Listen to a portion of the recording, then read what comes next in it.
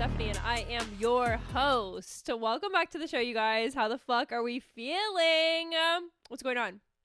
Happy Wednesday. Happy Wednesday, guys. What is happening? What's happening with me? Weather is gorge in the Bay Area right now. Not that we like nice weather, but it actually rained last week, and I was like, not me absolutely thriving in this weather. I mean, it just gives, like, here's the thing about the rain. It just gives, like, it's okay if you want to just have a rest day. It's okay if you want to just, like, after work chill. And why I cannot do that when it's sunny outside, I don't know. That's a question for my therapist. But in this moment, I'm like, I need the world to tell me, hey, it's okay. You know? Hey, it's okay. And when the world is like, we're raining, I'm like, oh, so that means I can finally chill and rest. Okay, wait, can we talk about, if you're not watching me on video, these tulips behind me? I know. It's bad. I don't understand tulips. Why do they bend over like that? That sounded funny. So what she said? Maybe. Anyway, somebody get back on track. Why do they do that? And then I looked it up, and apparently they grow while they're in the water. So anyway, that's not what this episode's about, though. Is that what you guys are here to hear about my tulips and why are they bending over? We're not here for that. So welcome back to the show, you guys. I want to talk about a documentary I watched yesterday. I want to talk about my yoga community because they're the cutest bad bitches I've ever seen. And then I want to talk about silly goose business. I have a little, I think I'm just going to riff. Oh, Bubs is in the building. Look. He has a big white stretch.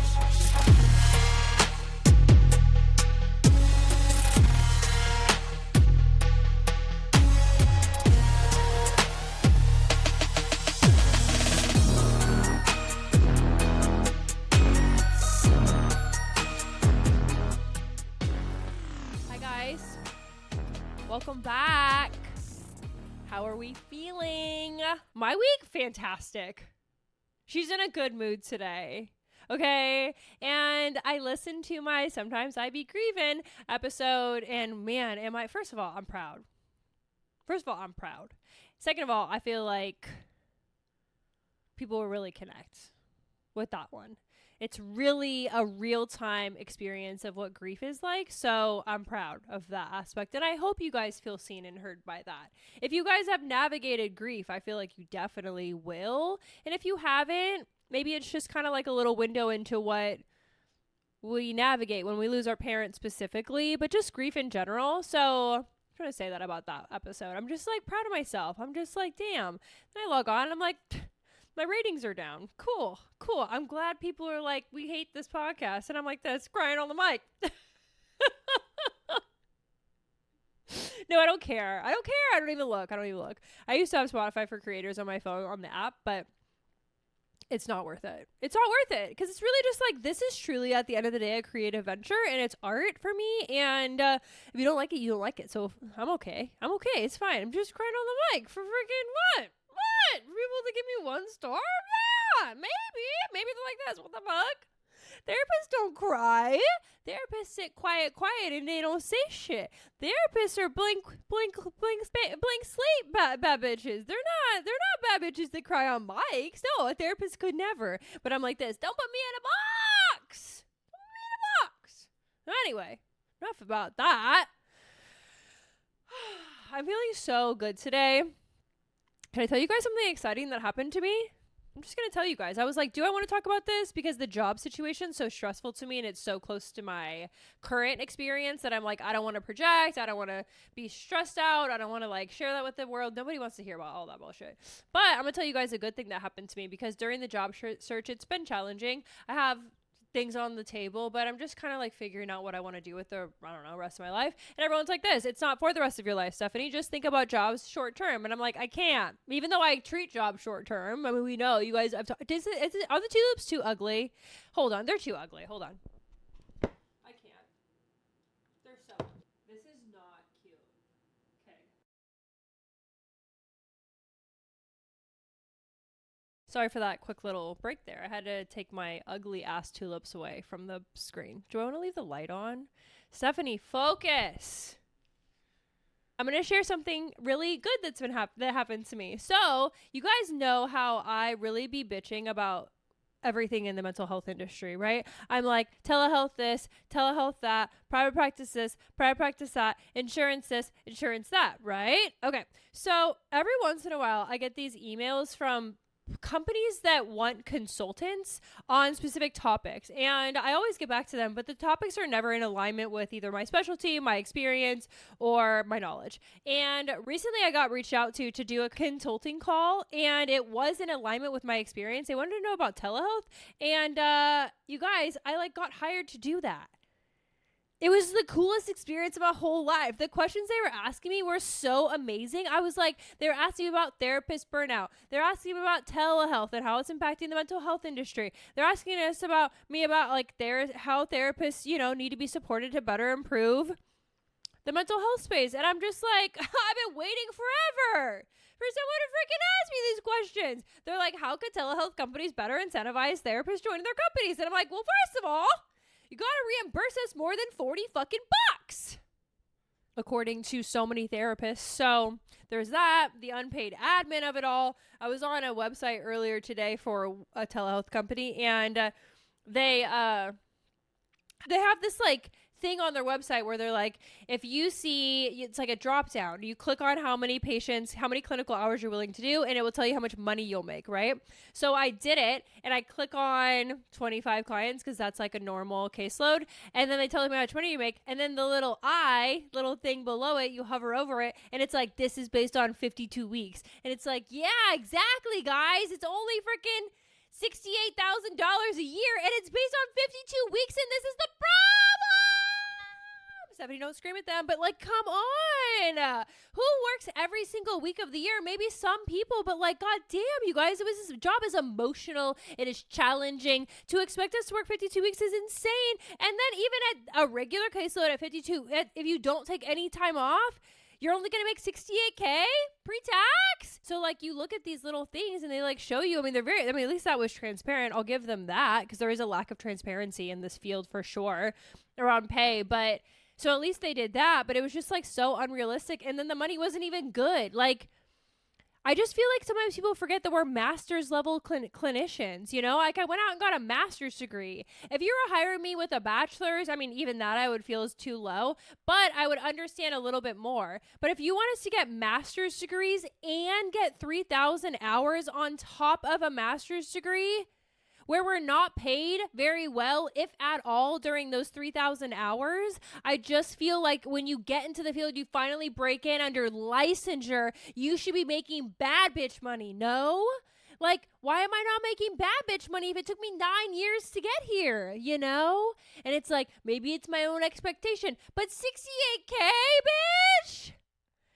My thesis is like 60 pages long. All that for this? Okay, anyway, I'm going to drop it. It's just like, okay, I need to focus. But I didn't act like that on my consultant call. I acted very profesh. But the fact that I got hired to be a consultant, you guys, I am cheesing. I was literally like, I texted Emma after and I was like, I just had the most fun I've ever had. I was like, not only did they ask me about therapist burnout and how telehealth companies could better support therapists, but they also asked me for a solution. Oh, bitch, do I have a solution for you? I'm a very systems level thinker. I've discovered in this 3 decades I've spent on this planet. And I'm also very solution oriented. So I know sometimes it's kind of just like bitching. But if you ask me, I do have solutions to improve the workflow and the overall environment in the landscape of this field. Like, I actually do have really good ideas around solutions, but no one's ever really asked me that, But a consultant asked me for my solutions. I'm like, I've been fucking cooking up this shit for fucking 6 years. Since I entered this field, I was like, wait a second. I have things to say about this workflow. I have things to say about this system. Like, this is not sustainable for clinicians, you guys. It's not sustainable in community mental health. It's not sustainable in private practice. And it's not sustainable in telehealth. There's no sustainable, I don't see much sustainability within this field, and that's a problem, I'm not saying no therapist has a sustainable practice or a sustainable job. I believe many therapists do. There were a time where I felt that I was being sustained fairly enough when I worked at the nonprofit. But again, you shouldn't have to be a director to make to make ends meet, you know? You should be able to be a therapist and be able to pay your bills. I don't think that every therapist has it once nor has the skills to be leaders, right? But I felt forced to because of the financials, you know? I mean, and honestly, no, it's not just the financials. It's because I cannot be told what to do. And if you don't put me in a leadership role, I don't even know what it will look like because I refuse. I refuse. What does that say about me? I was telling my friend at yoga the other day. I was like telling him about all my stress, right? And as one does at 7:00 in the morning in the parking lot. And I'm telling him about all my stress. And I was like, I'm looking for jobs right now. And, you know, it's just like, it's stressful. I'm like interviewing for these like leadership roles. And I just feel stressed. Like, I'm like, ugh, can I even do this? And he's like, why don't you just get like interviewed for like regular jobs? And I'm like, because I can't. Like, I literally cannot not come in and have... My biggest issue is that I have, because I understand systems and workflows, I think is why. Like, I can't just be in a place where they're just like, okay, here's your office and then here's what you're supposed to be doing. If I see any, and this is where I'm so annoying, and I know, if I see any gaps in the system or any unsustainable element to what's going on, I don't care how long you guys have been operating like this, I have something to say about it. And here's my system. I won't say anything at a new job for 3 months, whether I'm a leader or not. I will stay quiet for 3 months. I'm going to observe. I'm going to learn. I'm going to look around. I'm going to gain knowledge. I'm going to sit in this for a second and I'm going to look and I'm going to look. And I'm like, okay. Taking notes. Like, right. And then the minute, and I don't track this, it's just how my brain works. The minute I feel that 3-month shift, oh, bitch, you better get your notebook out. She has something to say. Call the CEO, get the executive leadership on the phone. This is a real story. This really has happened to me. Get the executive leadership on the phone. Stephanie has things to say about the system that we're working in. She wants to completely overhaul the workflow. Why am I like this? Why can't I just be a regular therapist? Hi, how was your week? I don't know, and I'm exhausted, right? It's tiring. And then I'm like, am I just too bossy for a job where I have a boss? I mean, I had a boss in my last job. Anyways, I'm going to get the train back on the track. So yeah, today I got my very first consultant opportunity where I got to be consulted for my ideas. And you guys, I was lit up with excitement. I was like, I don't even, this is so silly goose. I know. The call started at 8. It was like 8:28. And I was like, no, like, I can't believe we're already 30 minutes in. I have so much more I wanted to say. I don't want the call to end. I have so many more ideas. And then she asked me about this. And then she asked me about that. And then I was like this. Oh, I have feelings about that. And I have feelings about that. And here are the facts here. And here are the facts here. Like, it wasn't even just my opinions. I actually had thoughts and facts behind I know, which is like, oh my gosh. But really, if you guys follow me on Instagram, My Therapist Said Pod, you know I stay sleuthing. And by sleuthing, I mean I look on the internet. I will ask ChatGPT every once in a while. I don't only ask Chat. I do my own research outside of Chat, for the record. But I've been gaining knowledge, and I worked in community mental health for years. I've seen so many. I worked in the prison system. Worked in private practice. I worked with insurance. I worked with growth therapy. I mean, I've worked with so many different platforms and agencies, and in my life experience professionally, I've seen so much. I feel like I have so much knowledge within me, and it felt so good to be asked. And then part of me is like, maybe that's why you don't like when people throw solutions at you, because you're such a thinker. You know, I feel like solutions turn off my thinking, and I love to think. It's an overthinker's dream to be able to think. Oh my God, give me a topic and I will overthink this to death. And I have OCD. Perfect. Do you guys remember that episode where I was like, symptoms to skills, right? Use your symptoms and make them and make it a skill. Low key, I do feel like that is me with my OCD, because I will obsess, right? I already know my mind. My mind, dun, dun, dun, dun, dun, dun, dun, on a Tuesday. No issue there. The mind is doing the thing it does. Just give it a task. you know? And the task I've given it is like really understanding the landscape of mental health in 2026. What is these telehealth agencies doing? Yes, they're so helpful in terms of low barrier, more accessibility for clients. I love that shit. But then the therapist, what about the therapist and the burnout and the workflow and all of that, right? Like my brain loves to think about that shit. So does it keep me up at 2 a.m.? Yes, but I'm trying to be better about it. And yeah, I really feel like I'm utilizing my symptoms because I'm like, my obsessions are kind of locked into something that I just got paid to talk about. You guys, the way I'm like, I texted Emma and I was just like, oh my God, do you think I can really do this? She's so cute. She's like looking at jobs after too. Cause she's like, maybe you could consult for like BetterHelp or something. And I was like, I would love that. So then I can stop talking so much shit. Really, I'm just trying to get someone to listen to me. Cause I'm like, you guys, $30. But do I have a solution to that problem? Yeah. Let me help you with your workflow. I'll help you with your retaining therapist for longer. I don't know. I really do have ideas when I'm done being angry. I texted Emma. I said, lead with anger, leave with solutions. You know, that's who I am. I seem mad, you know, because I am. I seem emotional because I am. But it doesn't mean that I don't think this stuff through. And I'm very solution oriented. So anyway, that was exciting. Okay, let's do it with me. I went to yoga this morning and I was a bad bitch. My friend was there and I said, I'm gonna be in the front with you today because I'm a bad bitch. And he's like, okay, front row stuff. And I said, yeah, today is gonna be front row stuff. So that was really good. And I did so well. Like I did so well. And I was telling him I slept a full night last night. You guys, well, first of all, I'm not bragging. Okay. But I did meditate for 44 minutes before I went to bed. Not 44. No, not 44.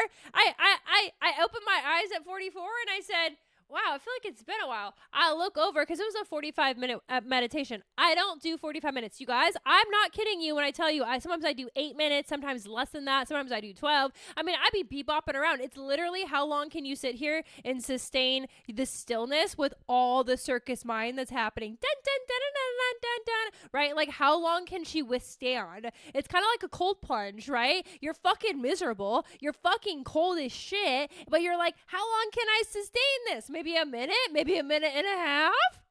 Meditating's the same for me. I'm like, how long can you sustain this? I'm in literal pain. I'm feeling physical pain because my brain is so loud. Like, oh my God, shut up. Yes, Stephanie, I agree that the burnout's a problem, but it's 9 p.m. You know, vibes. So I say all this to say I slept a whole night last night and I was freaking woken up. Are you ready for this? No, I'm not bragging.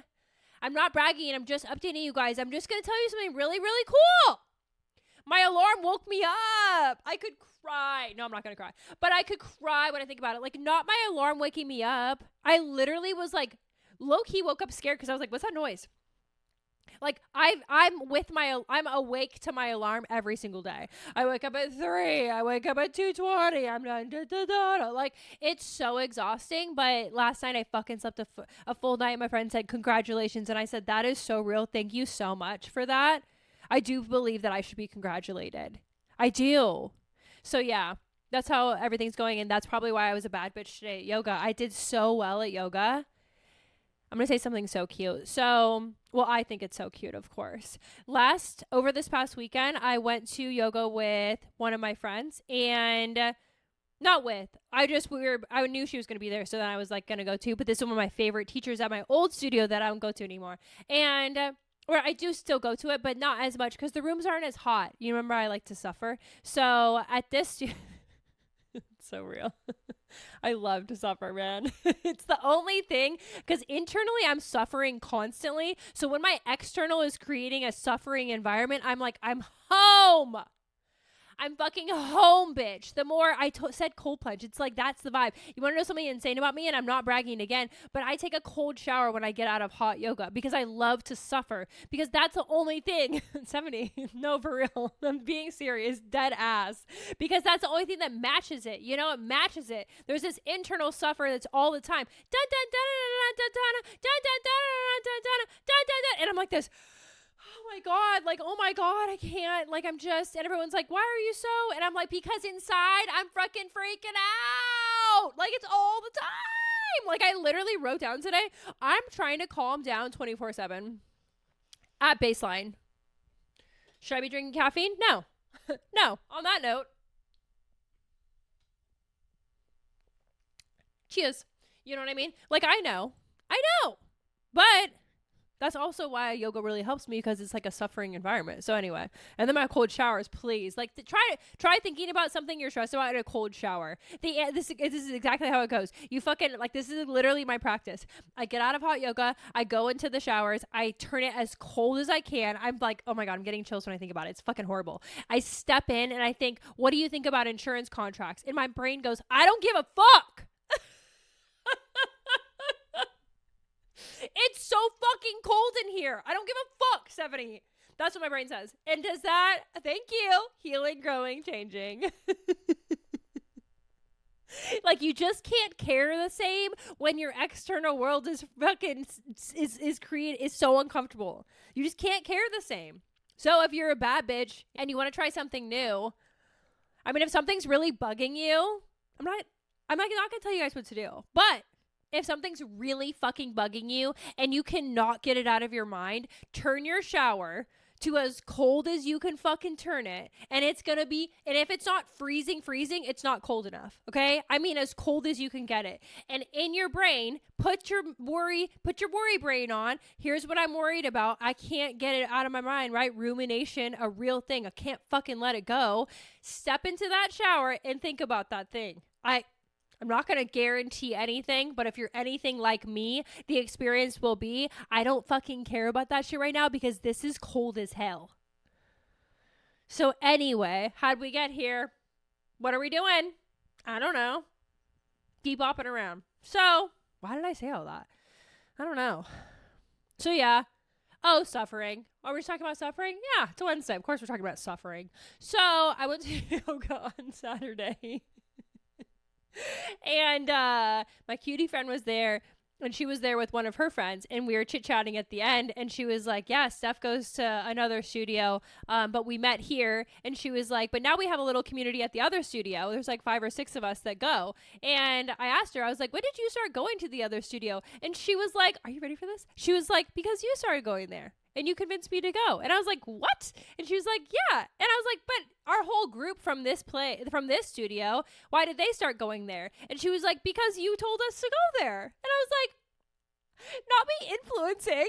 That's so cute. And then I was like, wait, really? It's because I started, because I talked about it? And she was like, yes, Stephanie, like that studio is a lot further for all of us that live in this area. And she was like, but I drive there at 5:30 in the morning because you're going to be there. Not me being a treat again. Not me being a treat. Like, the way I was just like this, oh my God, really? Like, and we've been doing it for like maybe a year. So I didn't think it was my influence. I thought she maybe had already gone there. She's like, no, I literally go there because you told me to go there and you convinced me to go there. And she was like, and you were so supportive. And you were just like, you're just like, made it sound so good. So now we go. And there's like 5 or 6 of us that go from the old studio at this new studio. And I started the little group. Oh my God, it brings me so much joy. Like, really, my happiest place. Oh my God, this is so like, my happiest place is like when we all have our little mats together and we're just like chit-chatting before class and we're just like laughing about whatever. Like, I just can't explain how much like peace I feel. Like, just being around people that you feel like, even if it's just for like 2 minutes, you're around people that are familiar to you and you're about to work out and feel so good and you're all bad bitches for showing up because it's early as fuck and you're about to just have like, it's going to be hard, but you're going to do it together. And it's just like, that's why I go. Like, yeah, is it nice to be stronger? Yeah. I mean, is it cool to be able to like, I don't know, see my progress and all of that, like the working out aspect? Yeah, I mean, it's nice. But really, like, why I go? Well, because the circus mind is the biggest reason I go, right? And then the second layer is my community, dude. Like, I don't know what the experience. I mean, I've said this before. Like, I used to go to yoga and didn't have community. And I would go, like, maybe once or twice a week. Like, there was never, like, I never really felt pulled to do that. And then I would just run or do something else like on the other days. But this like 5 days a week yoga experience is definitely rooted in my community. Like there's nothing better than seeing my friends in the morning. And the fact that these people are my friends after like, you know, we only chit chat for 5-10 minutes, you know, before and after, but we have built such strong bonds. Like I like know what people are going through, probably because I ask so many fucking questions, because I'm like such an inquisitive human. I'm like, tell me what's going on. Tell me what you're this morning. One of my teachers, I was like, yesterday I asked her, I was like, how are you doing? Really? She's like, honestly, really? She's like, I don't like to complain, but I'm tired today. And I was like, okay, tell me more. Like, just, I love when people complain because it makes me feel so seen and validated. And probably the therapist in me just loves that shit because I'm like, tell me more. Give me all the heavy stuff, you know? Like, because I know people just need to get it out sometimes. And I'm the perfect person for that because I will listen to anybody talk about anything, really. I'm just like, tell me about everything. So then this morning, I like walked up to the front desk after class and I was like, do you want to complain about anything? She was like, I know I really don't like to, but I feel comfortable with you. So yeah, I'm going to complain about some stuff. And she complained a little bit and then she's like, okay, that's it. And I was like, oh my God, I love that. Thank you for telling me. It's okay to complain. She's like, I really try to be in a good mood. And I'm like, totally. But also 5:30 in the morning is early, you know, and maybe we're tired and maybe, you know, life is kind of hard and it just felt good. But I also feel like that strengthens my community with everybody, you know, like when people tell me what they're really going through, I can like check back in. How's that going? You know, and it just feels strong. And with my situation with private practice, do all my yoga friends know? Hell yeah, they do. Like, hell fucking yeah, they do. Like, every time I go in the morning, they're like this, how's the job search? What's going on? How are you feeling after you closed your practice?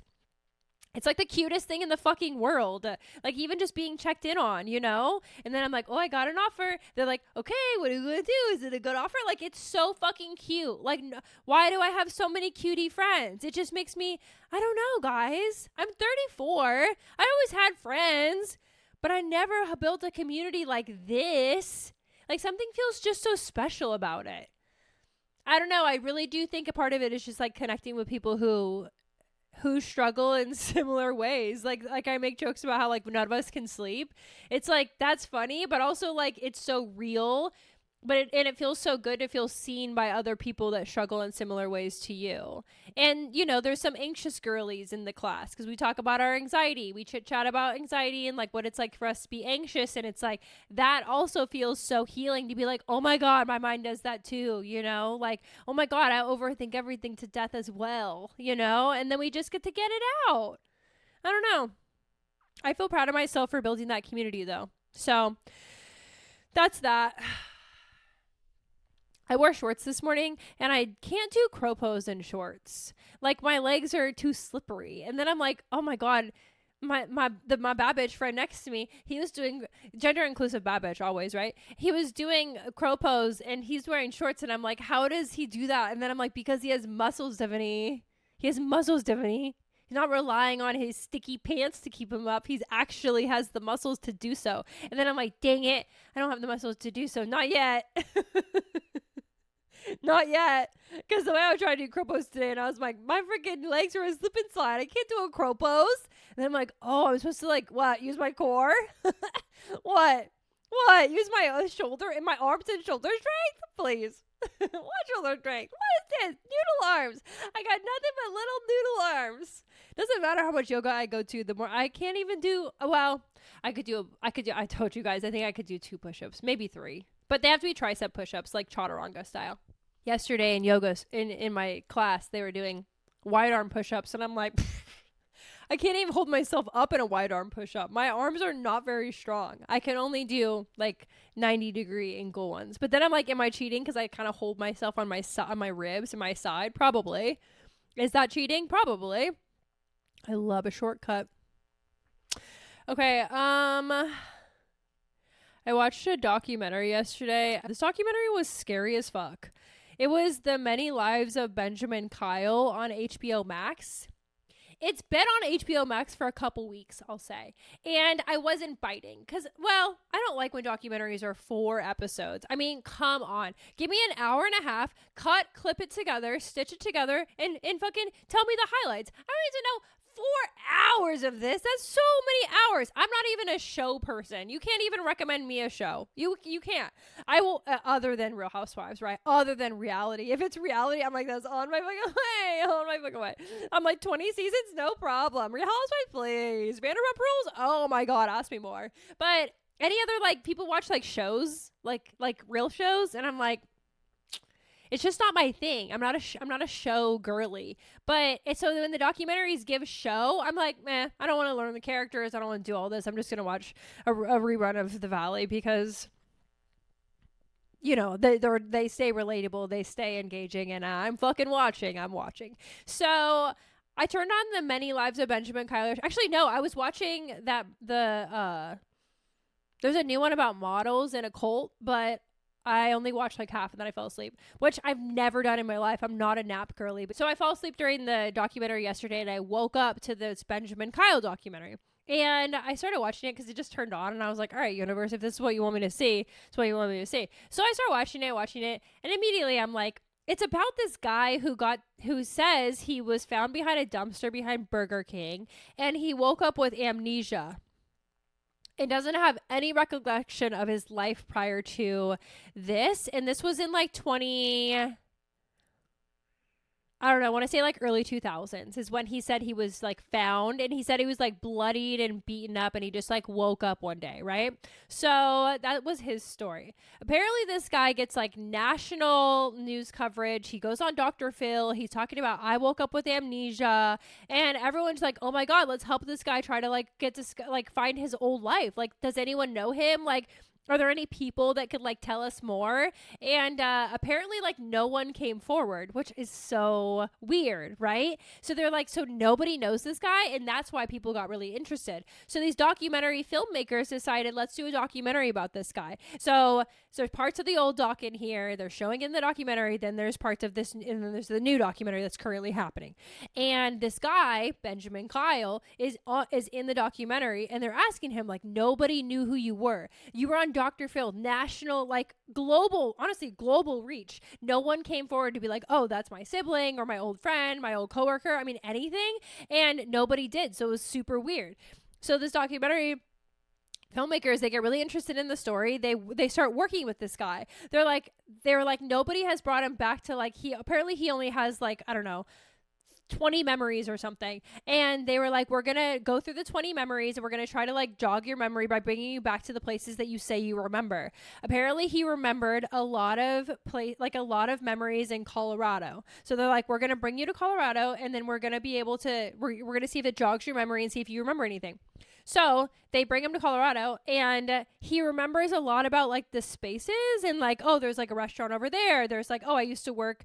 No, I think it was mostly just like, there's a restaurant here, restaurant there. He like remembered the landscape well. And then he was saying like, I know I used to work at a restaurant. I just like feel it inside of me, but I don't really remember. Stephanie, stop making a sex joke. Why are you always, I don't know. My brain's just, that's what she said all the time. I'm ready. He feels this inclination.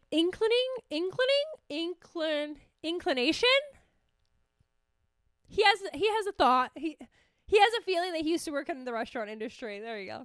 And but then they keep asking him, okay, do you remember any of your coworkers? Do you remember like anything about this job, a boss, anything? And every time they ask him about the people he remembers, he just says no. So eventually the documentary like filmmakers were like, hey, like every time we ask you about people, you say automatically no, but when you ask about places, you answer our questions. So he's like, and then he starts getting really defensive, which I'm not going to spoil all of this. Actually, I'm about to spoil it. Yeah, I'm about to spoil it. You guys, if you want to watch this documentary, turn this off. So he starts getting, they're like, we ask you about places, you totally answer. We ask you about people, you say no automatically. What's going on? He gets very defensive. Okay. And throughout, he kind of starts making weird comments like, oh yeah, I used to hang out in the graveyard when I was a kid. And he's like, I used to like fantasize about digging up dead bodies. Doesn't everybody do that? And then he's like, they're like driving on this road, this like really narrow road that's also very icy. It had my stomach hurting when they were driving on it. They call it the oh my god road apparently. And he's driving on this road he's familiar with, and the filmmakers are in the front of the seat and he's in the back seat, and they're driving, and there's like a cliff on one side and then like a steep hill on the other side, and it's icy. So they're driving and he's like, this is the oh my god road because you could just, it's a 300-foot drop to your left, you could just slide off just like in any moment. And he's like gets out of the car for a second because they stop and they're filming, and he gets out of the car and he like looks down this like really like 300 feet to the ground ravine, and he goes, if you're trying to get rid of a body, this would be a good place to dump it.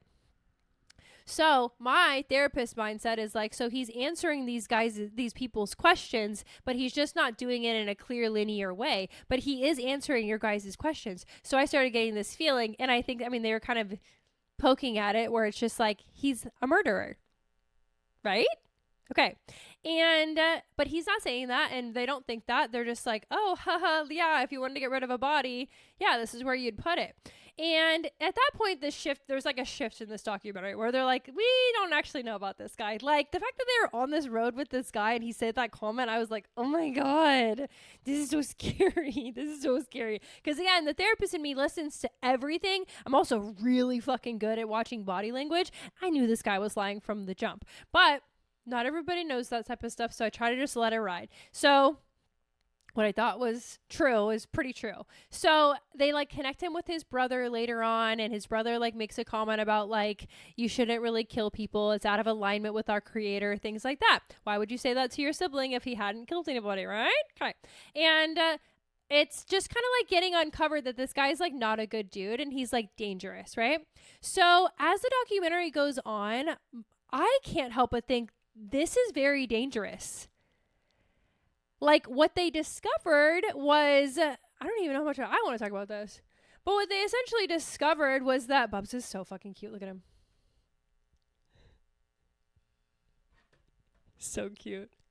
What they discovered is that this guy was a part of like an organized crime group.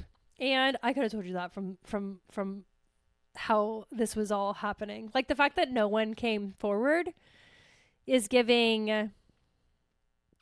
I don't know how much I want to say about this stuff, but like working in a prison, I understand stuff like this a little bit from like it's from like sort of on a professional level. I kind of get how the dark side of our world operates. And, yeah, it's there's just a whole world out there that I don't think that regular public is aware of. I'll leave it there. Like very vague. Just like, I think that there's this perception of public knowledge where like society thinks that, you know, things are organized and justice is real and, you know, all that. But there also, you guys, is like a side of life that there is really no justice, and money and power do rule a lot of our decisions and like how life runs, and organized crime has a lot of power. So essentially the documentary filmmakers were like not letting it go, but they were realizing over time that like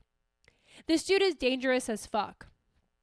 And he's connected with other dangerous people. So by episode 2, I would have dropped it. Like by episode 2, I was like, this documentary needs to end. Like, I really hope they don't push this guy any further to answer any additional questions, or I hope they don't push other people to answer additional questions, because other people are going to be at risk at this point. Like, it's dangerous for everybody involved is how I look at this. Like, I wouldn't have pushed further past episode 2, but I keep watching it and they keep fucking pushing. They keep doing interviews. They keep trying to find people that know this crime family and know this guy that says he had amnesia when really they figured out that he has murdered people. Like, they just kept pushing, and I was watching it like, I really wish you guys would stop pushing. Like, this is so scary, and I think that's the scariest part about the documentary. Like, the fact that they did push so far, and not to make it about white people, but come on, man. She's like, I'm not gonna drop it, and I'm like, that's some white people shit. It's giving, we're gonna go down into the basement with the spooky scaries, you know? Like, sometimes we just latch onto shit. I'm not saying it's only white people, but as a white person, I know sometimes we be pushing it in unsafe environments. We're like, let's figure out more. Let's discover what could happen to us. You know, it's like, ugh. Well, the really bad stuff could happen to you. So at the very end of the documentary, and this is how it ends, and I don't know if there's any more episodes or not, but on episode 4, he goes missing. This Benjamin Kyle guy goes missing. Of course he does. Like, I can't even believe he engaged in the documentary for this long. Part of me was like, why did he engage in this documentary for this long? Do I have thoughts about that? Why did he do this documentary? I mean, he was in hiding for like 12 years. So part of me feels like he was just like wanting to get back into the world, but wanting to be back into the world and famous, maybe. Like, maybe he just wanted to have his bills paid by being on Dr. Phil and having a platform. But like back then, like, I mean, I guess social media was a thing. It was like 2000s, but not like it is now. I don't know. Part of me really doesn't understand why he would want to do it. Like, I feel like that would put him at risk in a major way. But then everybody they're interviewing, I get all worried about them. I'm like, why would they do this documentary? Does everybody just want exposure? Are you guys not worried about the risk of talking about these things? Like, these are crimes from like the 80s and 90s. And yes, okay, the documentary filmmaker, she did solve a crime pretty much. They figured out who fucking killed this woman from Purdue back in the 80s. She did solve a crime. I'll give her that.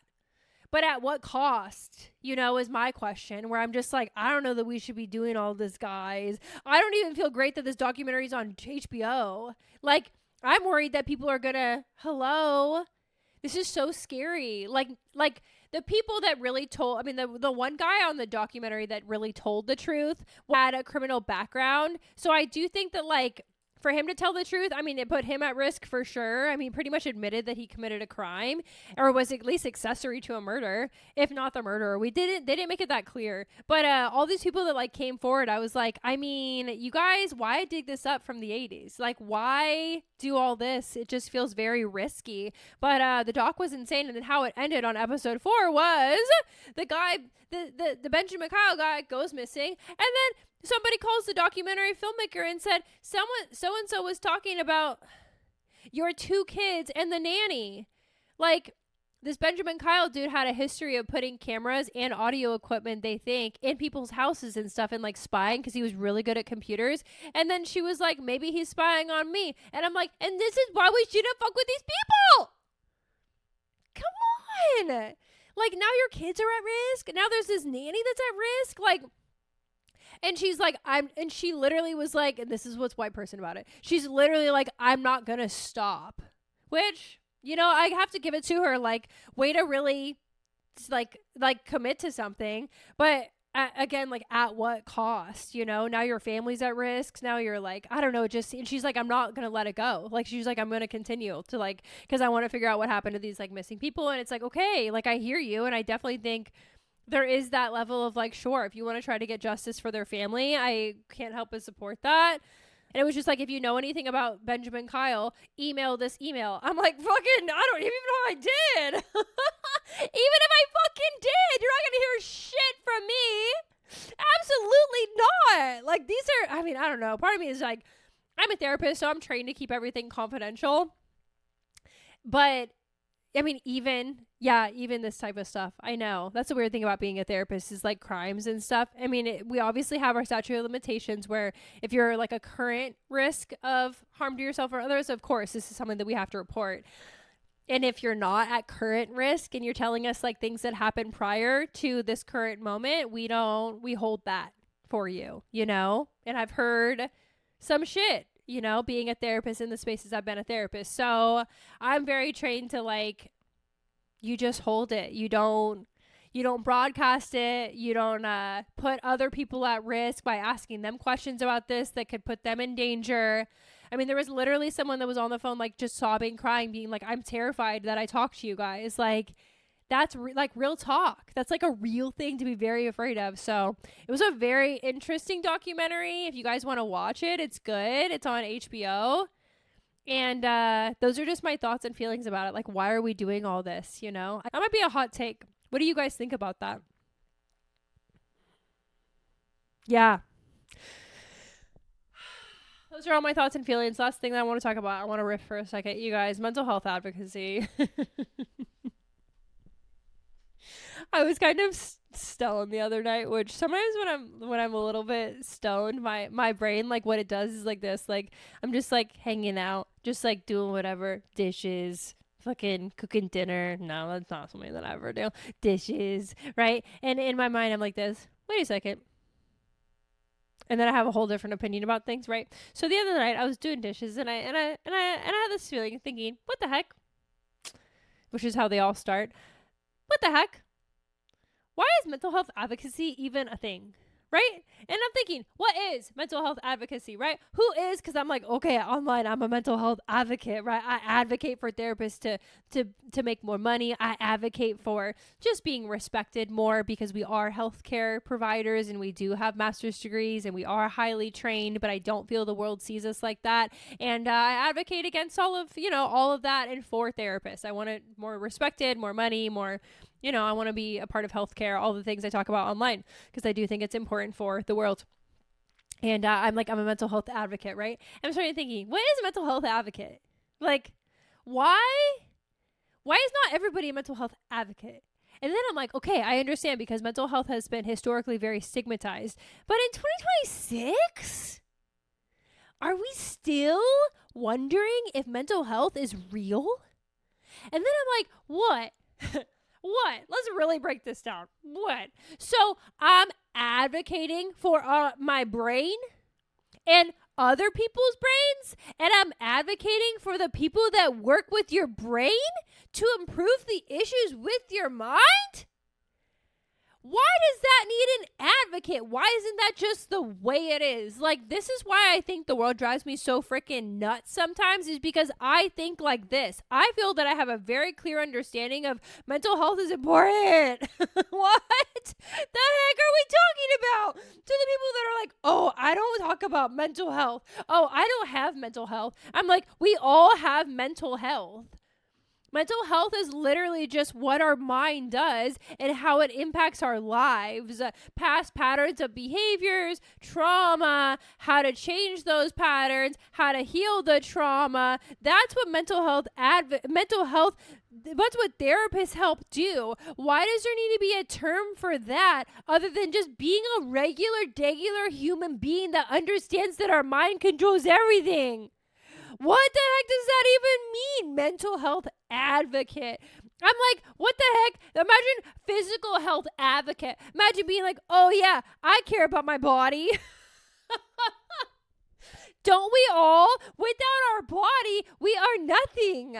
We're a soul. We're a spirit, depending on what you believe in. But in these streets, in this current moment, all these human beings on this motherfucker, meaning the planet, we all have minds and bodies, correct? Why do I need a term that tells me that I care about my mind and other people's minds? Why don't we do that with physical health? Hey, I'm a body advocate, right? Oh, I care about my physical body because it keeps me alive and on this planet and well, and I'm able to get around and access all the things life has to give me because I have a body, right? Why is this? So that sounds silly goose, right? Because it's like this. Yeah, because, well, of course, we all have bodies, right? Of course. Some of our bodies have problems. Some of our bodies are pretty healthy. It just really is a spectrum of what our bodies do. There's no body advocates. Why is there a mental health advocate? Our mental health is a part of our body and our physical health. Why do we only care about half? Like, I really think about that. I'm like, what, you guys only care about half? You just can't, you'll go to get your little physical and be like, oh yeah, because I care about my body. But then when it comes to the mental, you're like, oh, I'll just deal with it. I'll just deal with it. What are we talking about? You guys, mental health advocacy should just be the norm in 2026 by now. Not to rush people, but my God, Steve, we have to know that mental health is real and mental health disorders are really impactful in people's lives. I'm just going to leave you with insurance claims. 70. Don't get too far down this road. I'm just going to say one thing. Mental health insurance claims are denied at a rate of 30% higher than physical health claims. Why is that? Because people still don't believe in mental health treatment. That's what I'm saying. Mental health advocate should just be the normal in 2026. I can't even believe we're using the term. I'm embarrassed. Okay? And I understand that some people look at it differently. Depending on your background, depending on where you come from, depending on your culture, depending on all these things, I get it. Mental health not just like talked about, right? Not with everybody, but can it be? Could we try? I think part of it is not even like labeling mental health advocacy. I think part of it is just being normal. Like, I don't even really want to call myself a mental health advocate anymore. I'm like this. I'm just normal. I'm a human that understands, oh, wow, we all have brains. And our past experiences impact how we show up in our current situation in our present. And some brains have disorders. And those disorders need to be treated in order to change our lives. In order to create less suffering in the day-to-day. Wow. Okay. You guys, we should all be getting on board. I don't even think we need mental health advocates in these streets. We just need human beings just being honest and real. Hey, do you have a brain? Yes. Hey, do you have a brain? Yes. All right. We're mental health advocates. Just identify you have a brain, and that to me is enough, right? Like, we should care about that brain. That's it. Hey, brain? Yeah. Brain? Yeah. We should care about that, right? Oh, totally. Okay. And if I can stop being silly goose for a second and be really, really honest, I do think that if more people thought like that, not to say everyone needs to think like me, but if more people were like me, just kidding. If more people would accept the awareness where they're just like, oh yeah, my brain impacts my life too. Of course it does. You know, maybe insurance claims would not be denying mental health claims at 30% higher than physical health claims. Stephanie, you said you were going to say it once. Do not say it twice. I'm not here to complain about insurance. I'm here to talk about, that's so silly goose. Mental health advocates. Hello? You're a human with a brain. We should all be advocating for our brains. Come on, guys. Drop this shame and stigma, please, for the love of God. What will help with dropping shame and stigma, I wonder? I mean, even my friend that was like, I don't like to complain. I'm like, girl, lay it on me, man. Maybe that. I think part of it is that people feel like a burden. You know, I don't want to share my problems with other people, then they're going to have to carry it. But they don't know they don't know that I love to carry problems. It's one of my favorite things in the world. I have a really strong tolerance to carrying problems. You could tell me so many problems because all I'm doing in my own mind is making up problems. So when you tell me yours, my own mind pauses for a second to listen to you. So I love it. I'm like, I've been bitching about my own life all day in my fucking circus mind. Can you please tell me that you're tired of work too? And then, like, I'm tired of work. I'm like this. Oh my God. And then the dun dun dun dun, it pauses for a second because it's like, oh, listening ears on. Right? I wish people would tell me more about their problems in the streets. I'm like, no, how are you really doing? I don't care if we're at the grocery store. Tell me.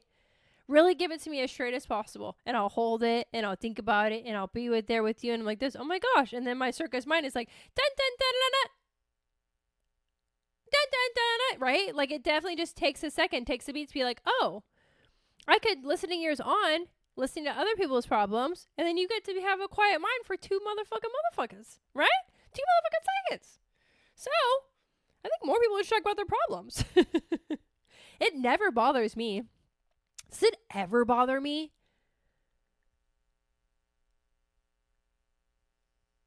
Not really. I mean, I will say when I was a therapist, it would overwhelm me. Sometimes when people would talk to me for like hours about their...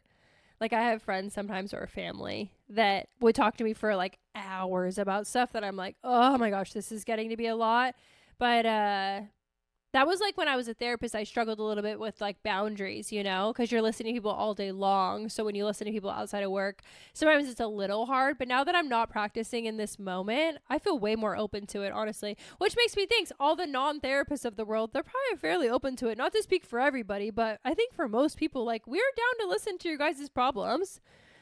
I mean, really think about the podcast. My intention with the pod, right, is to like tell you guys my problems so you can hold them with me. So not just that, but then also you can be like, oh wow, she has issues too, because you guys, we all have them. I think we should share them. So mental health advocacy. Dun, dun, dun, dun, dun. That's it. Bub says hi. Bubsy, is there anything you want to say? He's so big tired. He had school yesterday. Doing good over here. Do some complaining this week. Tell your friends. I mean, maybe always ask them, are you in this space that you can listen? And if your friend is like, lay it on me, then lay it on them. You know? I think we should normalize that a little more. I think asking for permission is a good thing to do, though. Are you in this space to listen to me? And then if they're like this, yeah. But without I guess that's the piece too. Because if people were to ask me, I think if I could have said no, I probably would have felt less overwhelmed in those moments that I just told you I was kind of overwhelmed. But when people ask me 9 times out of 10, I'm going to be like this, please tell me. Because then that will turn off my mind for 2 seconds because I want to hear what's going on with you. Listening ears on. I love you guys so fucking much. Happy fucking Wednesday. And I will see you on the next one. Bye.